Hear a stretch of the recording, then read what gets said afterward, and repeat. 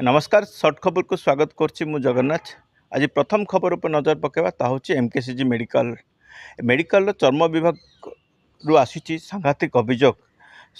विभाग रो मुख्य डाक्टर रोगी को प्रेस्क्रिप्शन दौरान डाक्तरी परीक्षा करने ताहा भी पुणी एक घरोई नर्सिंग होम को जहाँ ने संपुक्त व्यक्ति जनक अर्थात रोगी संपर्क जनक निज सोशल मीडिया रे निजर क्षोभ जाहिर करछंती एवं एभली बारंबार संपुक्त डाक्तर करुथिबा अभियोग मध्य आणछंती।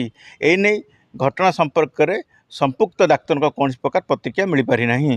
द्वितीय खबर उपर नजर पकेबा ब्रह्मपुर सहर बेधड़क भाव चली गुटखा व्यवसाय कोटी कोटी टंका रोजगार करुछंती असाधु व्यवसायी जहाँपे कर्कट भली मारात्मक रोगर शिकार होछन युवपीढ़ी आउ चिरनिद्रारे शोइछि प्रशासन स्वास्थ्य विभाग एवं पुलिस प्रशासन।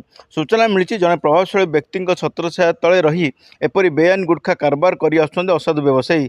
तेबे केबे भांगिबो प्रशासन स्वास्थ्य विभाग एवं पुलिस विभाग निद आ बंधा हेबे कि एभली असाधु व्यवसायी डील करुवा प्रभावशाली व्यक्ति। तृतीय खबर उपर नजर पकेबा असह्य गुळुगुळीरू आश्वस्ति मिलिबार संभावना रही। पाणीपाग विभाग खबर मुताबक आसंता किछि दिन मध्य दक्षिण पूर्व संलग्न केंद्रीय पूर्व बंगोपसागर रे रविवार घूर्णिबलय सृष्टि होइछि।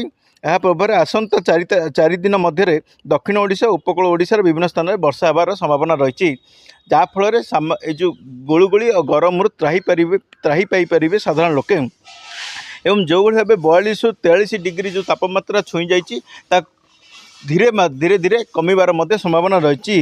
एतद व्यतीत अनेक किछि स्थान में आसंता किछि दिन मध्य 30 ରୁ 40 किलोमीटर बेगर गंजाम जिले में यार पवन बेग रहिबो ता सहित तुहाकु तुहा वर्षा लगी रहिबो बोली जहाँ पाणीपाग विभाग पक्षरु सूचना मिली। जीटीवी सोशल मीडिया पेज को लाइक करंतु, सब्सक्राइब करंतु एवं खबर सहित जोड़ी रहंतु। नमस्कार।